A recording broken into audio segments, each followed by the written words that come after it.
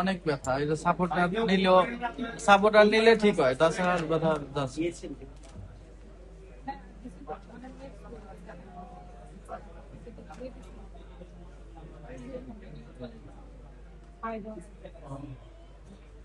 সবচেয়ে বেশি কষ্ট কি হয়?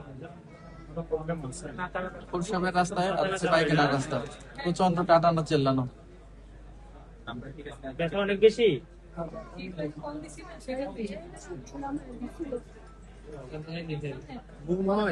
হ্যাঁ, ঘুম, ব্যথা না থাকলে ঘুম হয়। রাত 2টা 3টার সময় বাইরে যা হাঁটিয়ে বেড়াইতে হয় ব্যথা।